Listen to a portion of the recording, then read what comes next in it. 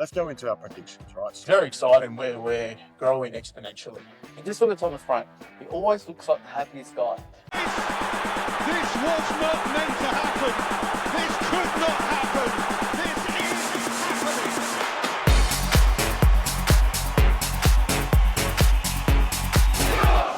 happening. Ladies and gentlemen, welcome to our first in-house studio recording.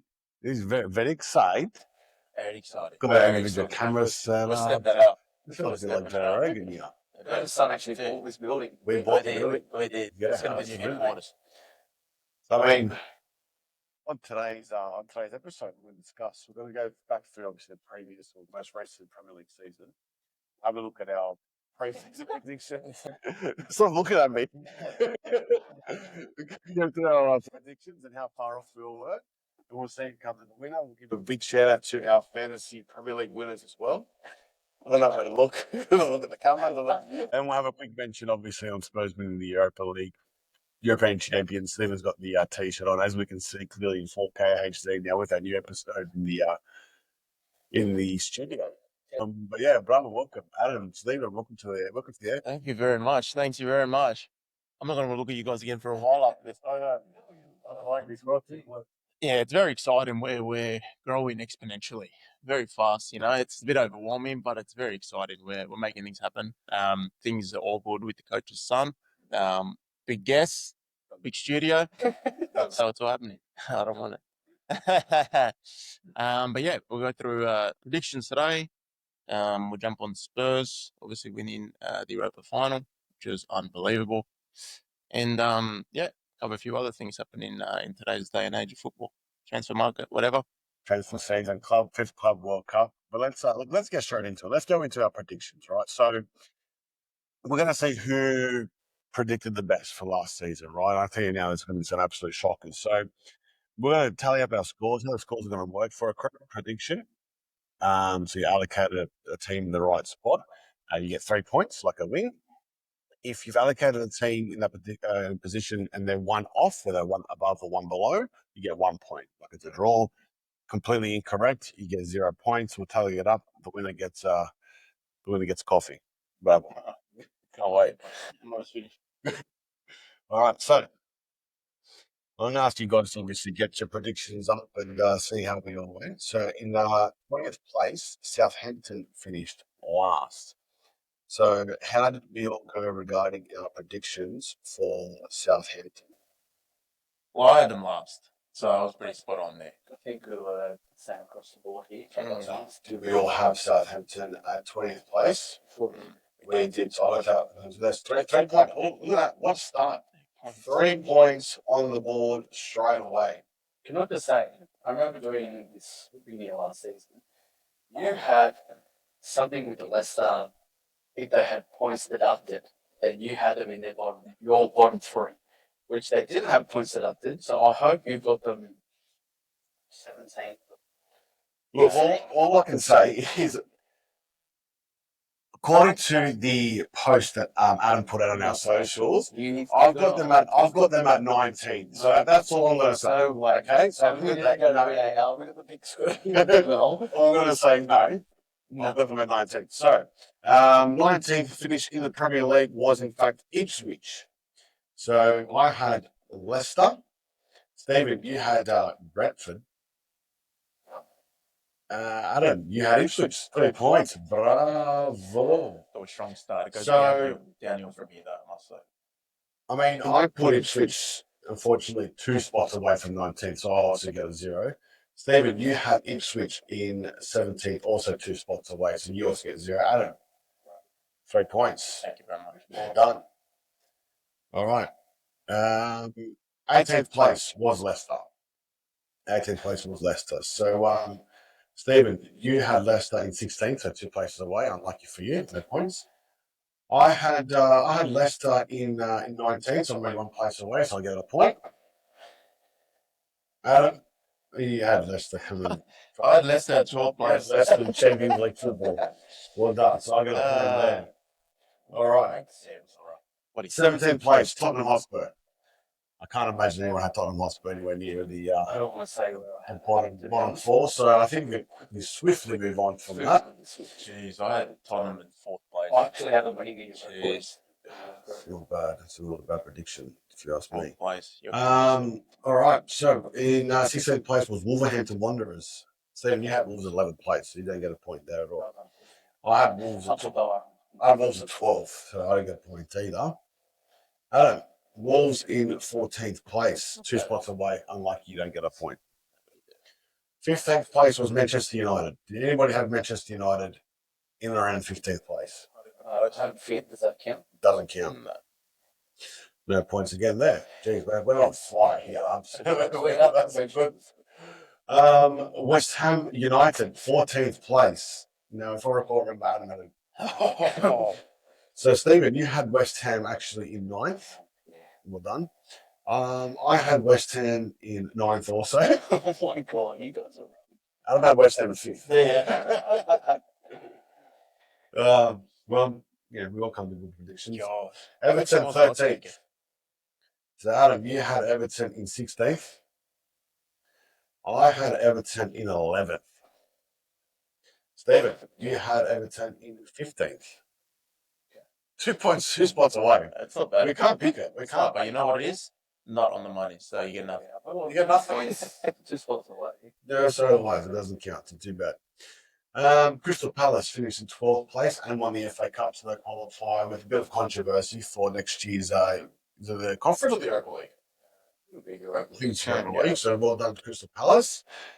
They finished 12th. Stephen, you had Crystal Palace getting relegated at 18th. Whoa. I also had Crystal Palace getting relegated at 18th. Good.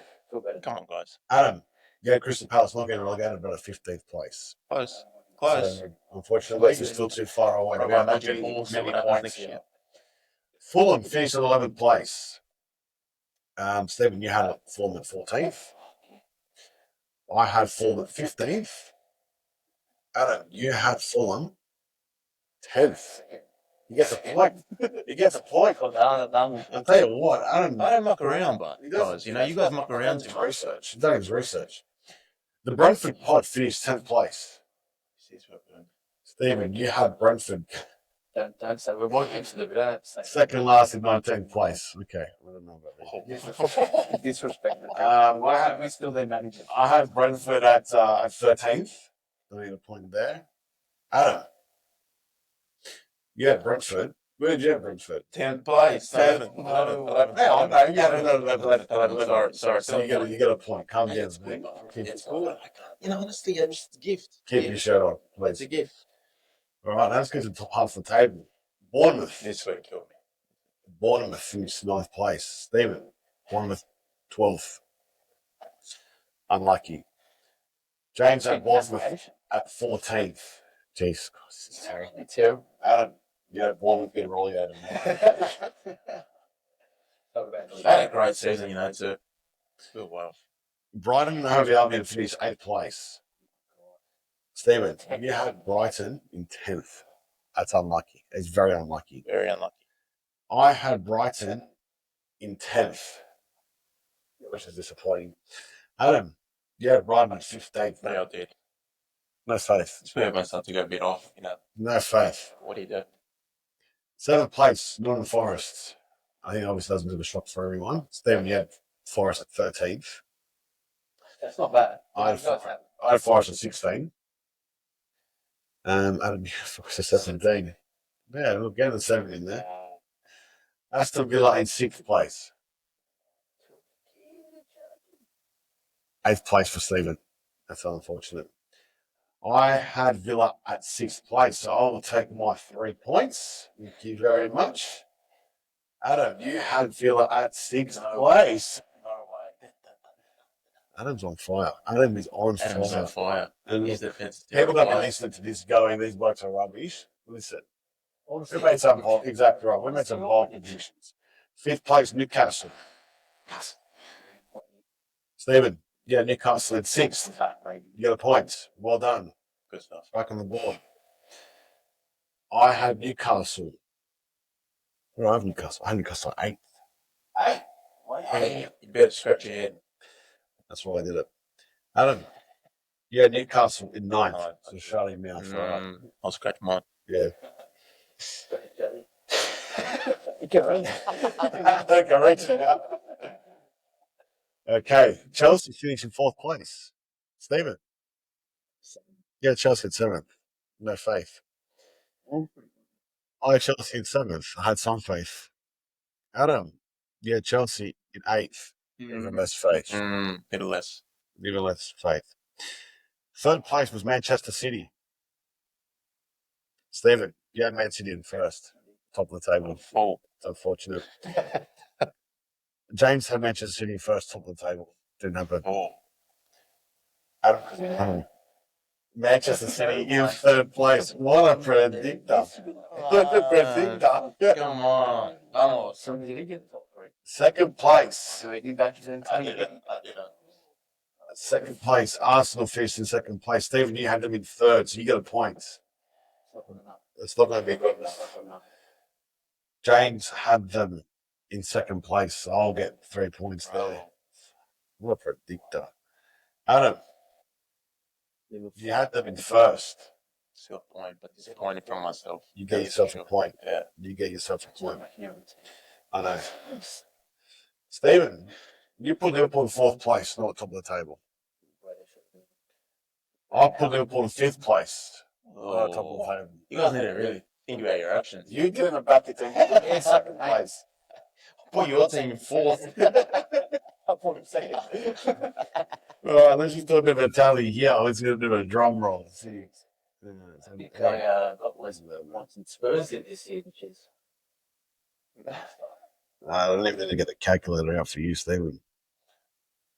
Relax. He probably got like 10 being selling. Okay, you need to calm down. We're wasting time, mate. Okay. 3rd place, bronze medal. Stephen, 6 points. Well done. 6 points. I got 2nd place. Where you belong. 10 points. Double digits. Double digits. 10. 10 points. I'll do that. 3, 6, 7, 8, 11, 14, 16 points. He's the winner of. Zoom in on me. Zoom in on me. 1st place, baby. Southampton. What did they get? Southampton finished on. They finished with 12 points. So Adam, you beat Southampton. Zoom in on me. Well done, so Adam. You're the winner of the Predict the Game. In a couple of weeks' time, I think we'll do it again. Do our predictions for this coming season. Just come around fairly quickly. The picture just been released. Eric's buzzing because he'll be in the UK late August. So Later today, I will be booking my tickets to go to Liverpool by Arsenal. Very exciting at Anfield for the first time ever. I know you guys have been already, you know. You didn't, but you looked at me like you were saying that. So I can feel it now that we're very close to each other in the studio. Like that. Oh yeah, I'm very excited. But yes, we'll be doing this again in a couple of weeks' time. Again, it was very fun. Very fun. Absolutely. Well, I really hope though that it's a little bit different this coming year with relegated teams or promoted teams, shall I say, giving them a bit more run for their money. I'll see your predictions. yeah, Absolutely. predictions. Now, we want to have a big shout out about we had our inaugural Coaches Son podcast fantasy competition. So, as the season went on, obviously we had the league table, which is a tally of the points accumulated over the season, just like in the league. We also had the cup as well, so there's 2 winners there. First of all, oh my god! I wonder how we did. Wonder how we did. all right, let's just get the cup winner out of the way. Of course, what I've done what Ange Postecoglou did, and just put all the eggs in one basket into the cup. I've disregarded the league. I've focused on the cup, and I've got the result. I ended up winning the cup. I actually beat in the final one of our previous guests in the final. I beat him 68-35, and that was Cameron Box, one of our previous guests. Wow. So congratulations to me. Congratulations. I'll say it right here, right now. GG. Good game. Well done. Well done. He doesn't deserve nothing, eh? I don't want it, but he's here. You have to. That's right. I came in just for congratulations. You know, it was well deserved because we had a lot of people jump into the competition. Yeah, we had a lot of people. We had 50 people. 62 people. Right? We want over 100. We want over 100 next year. So people, get your mates. Prizes will be even bigger. Bigger and better. Absolutely. Now, the winner of the league. I'm going to give it to, well, I'm not going to give it to it. He got it himself. Well deserved, but did you deserve it? You know, a drum roll or something? Look at this. I'm going to tell you, second place, Cameron Box. He came second in the cup and he came second in the league. He's going to be very upset. Cameron, feeling unlucky for you. But Kai Ellis, Duncan Disorderly was his team name. Well done. Finished on 2,555 points. Kai, reach out to us. We've got your gifts. We'll send them out to you via the post. So hit us up on our Instagram or wherever you find our podcast. Kai, I will say this is the third time we're reaching out. So if you don't want it, you're not getting nothing. All right? Yeah, we might have to give it to Cameron Box. No, give it to me, actually. I want to. Give it to me. Yeah, you said it first there. Cameron Box. Yes, Cameron Box. We'll send you a box of gifts. Don't worry. I know Cat Volleyball and Molly. We're going to say anything. Honestly, I was talking about the game at the I don't have a phone big enough to scroll down to see where it is. That guy, he was so big game. He was actually, he was commenting on our socials. He was reaching out to us directly. I don't know how he got our contact details. game week 1 as well. I don't know how he's so confident. A bit of a creep. Reach out to us directly. I still have a daytime job. Nah. Well, he was saying how he listens to all the podcasts, including ours, obviously, all the fantasy podcasts, and he does his research and one. He said he was clear favourite to win the league. I heard actually rumors were going that he made a shirt or something. Apparently that he had won 3 years in a row. Or something. He actually sent it through to us. He was that confident. He sent it through to us. He made himself a fantasy Premier League shirt because he won apparently his mini comp, which no one actually cares about because the coach of someone's more important. But when the time to step up to win the coach of Sun comp, he wasn't there. He was saying he was going to make a three-peat shirt. That's crazy. I wouldn't show my face. Yeah, that's right. Honestly, we're in the bottom half. It's not worth coming out of the house. You know what I mean? It needs to take a year off. Absolutely. Well, as we look and go forward, I mean, we've got to do a quick recap of this Tottenham Hotspur winning. This is the first time I've caught up as a three to try and discuss this. Yeah, that's right. You know what? You guys gave me my flowers about a month or a couple of months ago when Liverpool won the league. So you know what? I'm going to do the same. This is your segment. This is your moment. Go for it. Tell me everything, Spurs. Tell me. Stephen, you want to kick us off to us about the evening? Evening today, game was at 5 o'clock in the morning. What was it, Thursday morning? Sydney time. A lot of us couldn't sleep the night before, so I made my way to the pub at 10:30. We spoke about it briefly with Claudio, who we had on. Yes. He was there live with Optus Sport, recording all night through the game. What a time to be alive. What a time to be alive. What a time to be a Spurs fan, huh? What a time. I cried this time, but this was different, tease. This was different. What about Liverpool winning? Nobody cares. Was Optus Sport there when Liverpool won the league? No. But you know what? Why tell them when we can show them? Watching the game, it was a vital scene to the game. All night, had obviously a few drinks. We didn't stop drinks about 1 o'clock in the morning, considering the time the game was. And there was just a build of emotion. I couldn't speak for 15 minutes leading up into full time. I couldn't speak. I was shaking.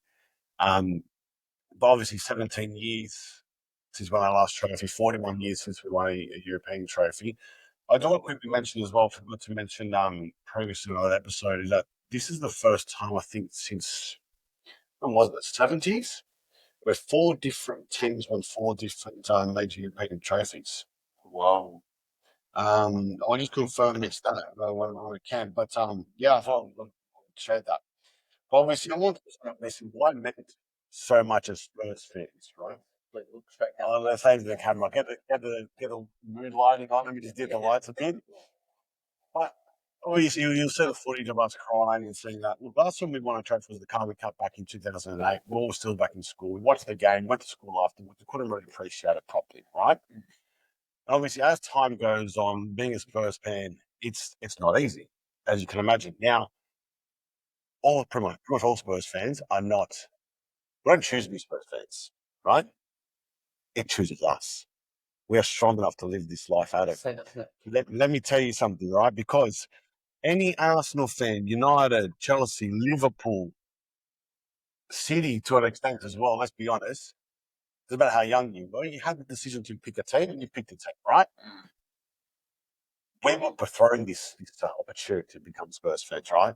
And because of that, and because you don't look any other way, and because you have a deeper connection, because you want to then understand, like we have when you want into your family, you want to obviously find out from your family history, where you come from, who your ancestors were, and stuff like that. It's much like that when you're being given the opportunity to support a club and you can't go the other way.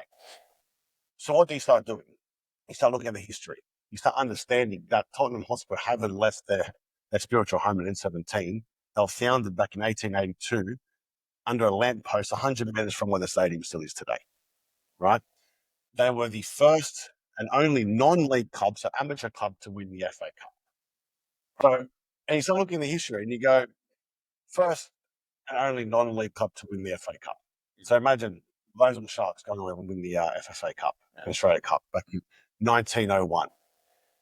We introduced the tradition of putting ribbons on the FA Cup trophy. That was done back in 1901. Okay? People talk about attacking, flaring fluency of football. Think of people like Pep Guardiola, for example.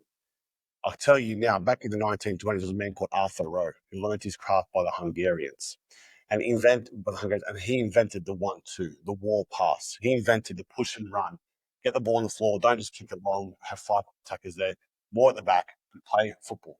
He came to Tottenham Hotspur and implemented that back in the 20s. It was then mastered in 1961 by the famous Sir Bill Nicholson. He played in the Arthur Rowe team. He managed himself, and they then won the double in 61, right? Which people still say that was the team of the century, known as the push and run team. The team that actually put the ball on the floor and started playing attacking flair football. And that's embedded in our roots, where there's only one Hotspur. We were named after a Shakespearean character who was known for his flair, for his attacking fighting in the Battle of War, right? We wear white because we like to play pure attacking football. And when you start to understand the history that this club actually means and brings to football, you start to get appreciation. You start to understand how much more it means for us to win a trophy. And obviously growing up, Spurs, when I was born, we were battling relegation. We started going into a mid-table team, and now we start to compete for trophies. And it always was you finished top 4, but what trophy? Yeah, you finished the Champions League spot. What's the point of making the trophy? And we're finally at an age where we can actually appreciate winning the trophy. And that's why it's benefited so much to us, because, like I said, we don't be able to choose and say, oh, David Beckham or this player, I really like him, I'm going to start supporting Manchester United, or that. We didn't make that choice. It was thrown upon us. That's why it meant so much more to us, because we were forced into this position. But you want to learn more about the history and then get a deeper appreciation as to the history of Tottenham Hotspur and what we've actually done for football. And you become so proud of that history, and we finally get to display it and show it. And that's why it's obviously it meant so much to us, because we've been so invested in that, and we finally were able to win that trophy. So that's just a bit of a history on Tottenham Hotspur, a bit of a history on who we are as well, what we've brought to the world of football that people don't actually really recognise. You look up in the archives of football and stuff like that, you'll find names like Arthur Rowe, Tottenham Hotspur, Bill Nicholson, but obviously as time goes on, it becomes less apparent. You think of the names like Pep Guardiola, tic-tac football. The Hungarians are doing it first. Arthur Rowe brought it to English football with Tottenham Hotspur. Bill Nicholson mastered it in 1961 when we won the double. And that's why we have such a passion for playing that kind of attacking football. And that's why we're such a proud club. And to finally win a trophy, it meant that much more to us, because we never just woke up one day and thought, oh, we'll pick this team to support. It was put on us. I'll just say one thing. Your son's in for a treat. Every time he gets a bedtime story, just hears the Hungarian son. Let me tell you something, right? That poor, you say poor kid. Mate, he's only 3 months old and he's already witnessed the trophy. He's already seen the trophy. He's also got he's got a tattoo already as well. I'm going to get tatted up already. He's 3 months into his life. He's already seen a trophy. And I thought I was bringing him into this world with a life of despair, not despair, but disappointment, I would say. But no. He's already got the a trophy within 3 months of his life. So, well done to him. Well done. Well, we grew up with almost the unbreakable top four: United, Arsenal, Liverpool, Chelsea, and Yes. the only other football supporters that we knew were all those four teams, and we were always the odd ones out. Correct. There was no one else that we knew that supported Spurs.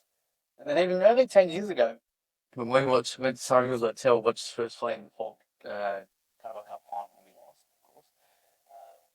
Really unexpectedly, everyone there was like 40 plus. Come this year, we felt like only 10 years later, we were the oldest people there. There was so many young people there. Yes, Ange Postecoglou helped, but for the last 10 years, we've consistently finished in the top four. So, like people 20, 30 years ago that were selecting those top four teams, now in Australia, they're all selecting Spurs because, have been finishing in the top four. They're probably think, they've been in the top four. They're a good team. I'm going to pick them. Now that they've finally experienced the trophy, went through the last 30 years. Yeah. But I hope that they can appreciate that as well, where we came from.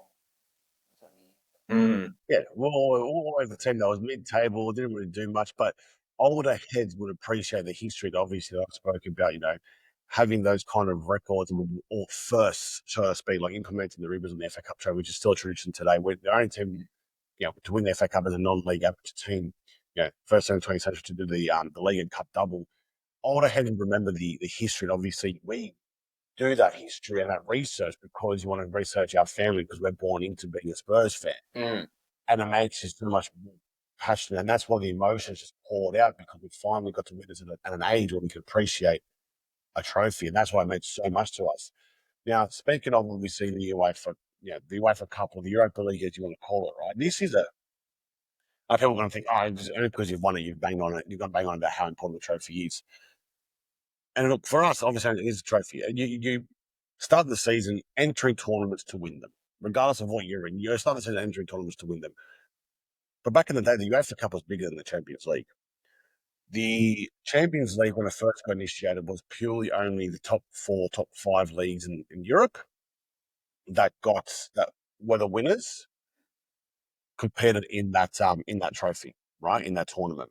So, for example, it would have been previous ones, Man City, and the other top 5 league winners would have obviously competed. So there's only 4 or 5 teams that play the Champions League. Now, the UEFA Cup, as it was called, the Europa League, was actually all the leagues in Europe from 3rd to 4th competed. So there's actually more teams and more competitive teams. That's why there is such legacy behind the UEFA Cup or the Europa League as well. And that's why the trophy you've seen for so many years that it's still withstanding as such. So we're obviously very proud, very happy. We were in tears. I mean, like you would say, I didn't cry at my wedding, didn't cry my son getting born, but Tottenham winning the trophy. That's special, mate. That's got it. That's pinnacle. That's what you live for. They're the reasons why. Growing up, obviously hasn't been easy being Spurs fans, and probably people can appreciate it now. And I think people do. People message me, and I'm probably do the same to you, talking to me like I am Tottenham Hotspur. Like, good win this day, good this weekend, good win that, good luck on this. Like, when we refer to them, we refer to them as us. We did that, and it becomes your identity. Like I said, because we're born into it, it does become your identity. Like it's your family. That's why it meant so much more to us. I think like people see it as like you guys aren't just half-assed fans. That's why I think they see like the passion and stuff that radiates off you guys about them. But I think it would be a different story if everyone goes, oh, whatever. But I never watch the games. I never do this. You know what I mean? So I think that's why it's different. But it's also at a deeper level as well that people who have been watching the game for a very long time who've picked a team to watch at a young age because they were a good team. It's like we didn't get an opportunity to choose, and it felt like we became something as well, where we actually won a trophy now. And you know what? We are European champions. So that's how, and you know what? And yes, it was a great night. We had Claudio when we bumped into him at the Surrey Hills Hotel. We're doing a live stream of the crowd. Full house. A ticket at an event. You had to buy a ticket to get there. It was a full house. All sections of the pub were full, which is fantastic to see. And It was a different feeling. It was a different feeling to other finals that we've lost our last 4 finals before this one. We've been to the Sabrios Hotel three of the 4. One's during COVID, so we missed that one. And it was just a different feeling. We had the lead. going into it, we weren't finished. You know, all people say, "Oh, yeah, Manchester United," but look back in the records. We beat Manchester United, right? And obviously, come on to disprove the Europa League. 15 clubs of the Europa League have now qualified for the next year's Champions League, or and 3 or 4 of them are at least European Champions League qualifying matches. Mhm. So half the tournament is already in next year's Champions League. It's Champions League quality football. Half of the Champions League are people that are teams that you were in the Champions League this year, or should I say the most previous season, are not in the Champions League next year. So it is Champions League quality. So yes, to you, people who like to say you were the 37th best team in Europe, I don't think you're right, because half of the Champions League are in the Champions League next year, but half of the Europa League are in the Champions League next year. So we're the second best team in Europe, or at least the 16th. We just had former assistant coach Sergio Raimundo on. That episode is yet to come out. Stay tuned for that one. And he mentioned when he talked about the final that he just knew, like he had this feeling that it was going to happen, so it didn't come as like such a shock to him, right? I think most people going into it, they really couldn't have picked a winner between United or Spurs. Not both of them not having the best season, but both of them, or United especially, maybe step up more in finals. So he had mentioned that it didn't come to shock with him, but it was amazing to see the response of fans and everyone once that it actually happened. Right? It was a terrible game for the What do you guys think about Thomas Frank being appointed? Thomas Frank engine. Thomas the Frank engine, choo blood, as the Sprashers will say. I'm excited. Look, I think it was time for Ange to go. I don't think his football is sustainable in the Premier League. And I think we saw that. Yes, he put all the eggs in one basket for the Europa League, and I'm glad we were all so glad that he did. But he gets to leave on a high. He gets to leave. His last game was a European final. He gets to leave as a legend, right? Otherwise, I believe the way it was potentially going to go is that it was going to go sour. It was going to go bad very soon, and he'll probably leave in a bad way. But I'm glad he left in at such a high. I'm excited for Thomas Frank. The football that he plays, the adaptability and flexibility that he shows as well during games is much needed. And what he's done with Brentford, obviously he hasn't got the biggest pool of money at Brentford to choose his best players from, but he can still go and you always feel like with Brentford, it might come mid-table, but you're always looking and go, "Oh, that's a tough fixture." Then they're going to score goals, yeah. But you're like, that's a tough fixture. No matter who you are, if you're Man City or Liverpool or even Spurs, whatever, playing against Brentford, you go, that's not going to be a guaranteed win, right? So I think to have that factor brought to us is going to help with the attacking football that he brings, because obviously we are born and bred as a club to play attacking football. I'm excited. I'm really excited. Yes, it is a good appointment, I think. Steve, you got any thoughts on the big colours? We look at the last 3-4 years of promoted teams, almost all of them have gone straight back down. Brentford are easy mid-table team, and now the promoted teams can you say they've done that in the last couple of years? So they're maybe Bournemouth, everyone else goes straight down. You just look at Thomas Frank, he always looks like the happiest guy. And the last 6 months of Ange, he looked like a defeated player. And then it's kind of just like a breath of fresh air.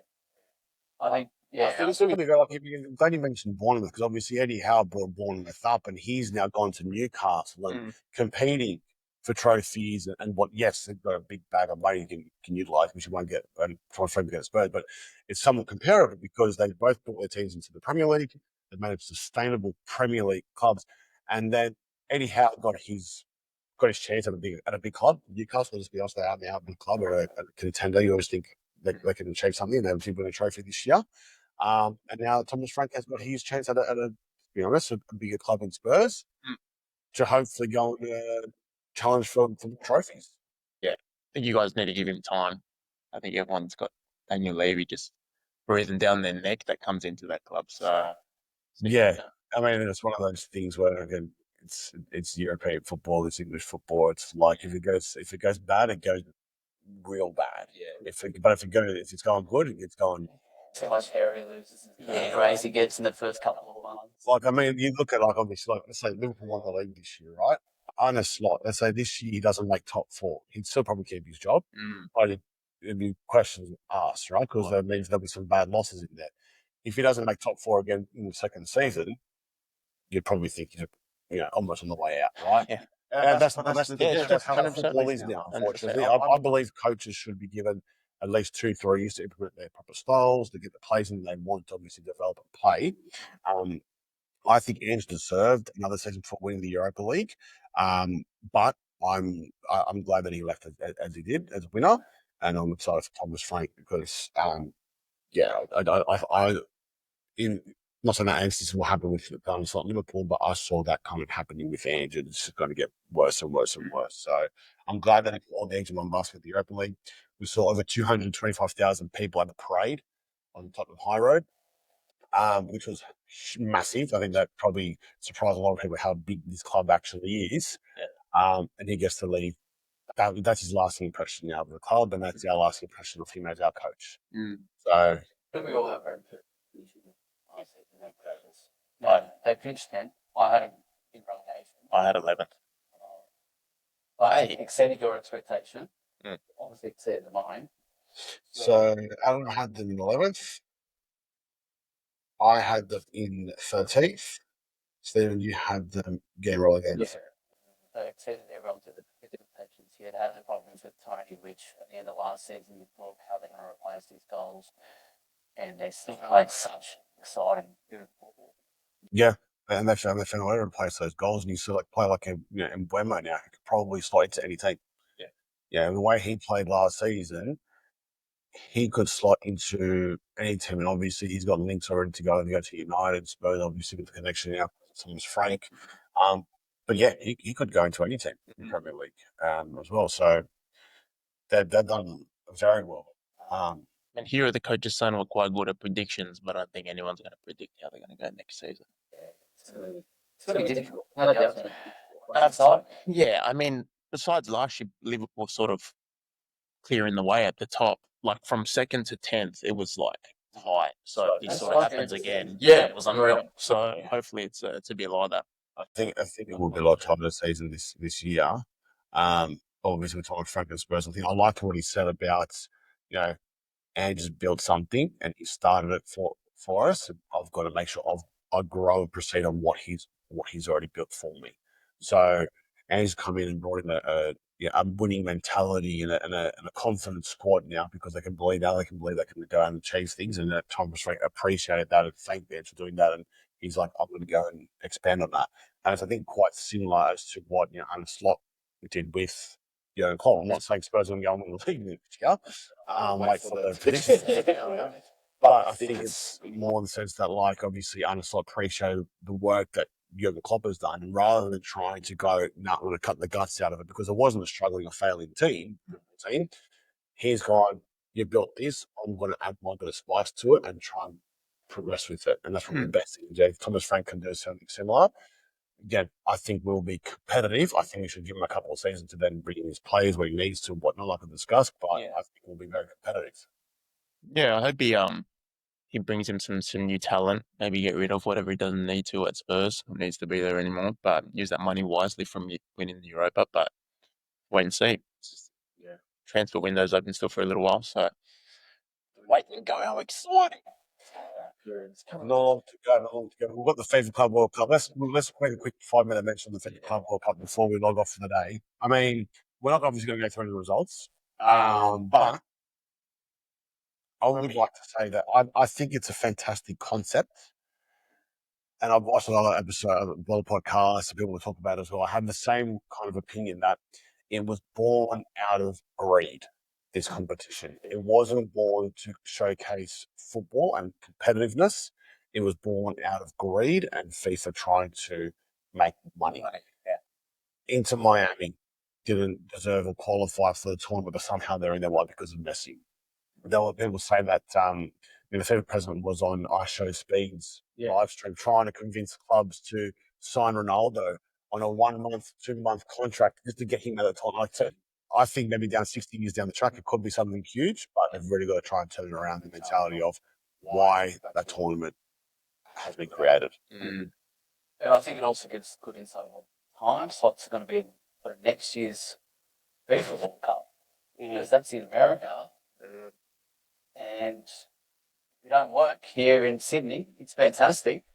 But it's going to be difficult watching games at, well, the first game was like 5, 8, and 11 around that. So Yeah, if you don't work, it's fantastic, but it might be a little bit difficult. the weekend games will be fantastic, but yeah, obviously midweek games will be tough to watch the World Cup. Yeah. I mean, it's always going to be tough regardless, let's be honest. We're either at 5, 8, and 11 or either at midnight 3 and 5. Yeah, I think it's something. It's exciting to watch. I mean, it's something to watch, right? Well, we're waiting for stuff to kick off again anyway. It's something different, but yeah, it's definitely a big money thing now. And I think the prize money is huge. I think whoever team wins that. And I think that's why a lot of the big players are still playing. And there have been some really competitive games. Like this Miami versus Porto, Miami won. Like really competitive South American teams, a couple of African teams. I think those clubs are a bit more desperate for the money there, and that's why they're probably going to go and try and win. Because Hopefully, you know. I think you've got clubs like the English clubs and the European clubs, especially ones that played European football this year, had a 70-game season going. Just get me Ibiza, just get me to Mykonos. I want to have a bit of a break before pre-season starts again. Absolutely. Vegas. Vegas, baby. They're probably in Vegas. Shout out to Vegas. Best week of our life. Best night of my life. All right. Should we wrap it up before Steve disappears? What an hugely enjoying episode this was. Being together. Yeah. Let's not make it happen again. It's been good. It took a little while to get in here and get everything set up, but no, it's been fun. And I think we'll be doing a lot more down the line. We'll see if we can organise some interviews in person and stuff like that. But yeah, it's been nice to make it happen. So plenty of things coming up for the coach's son. Interviews, new guests coming on. We're going to have different types of things that are happening through the episodes. Premier League season is on the way. So we'll have plenty more coming for everyone. All the support, still been amazing. Lots more coming in. Stay tuned. I just want to wrap it up. That's another week of the coach's son. Take care. See you next time. This was not meant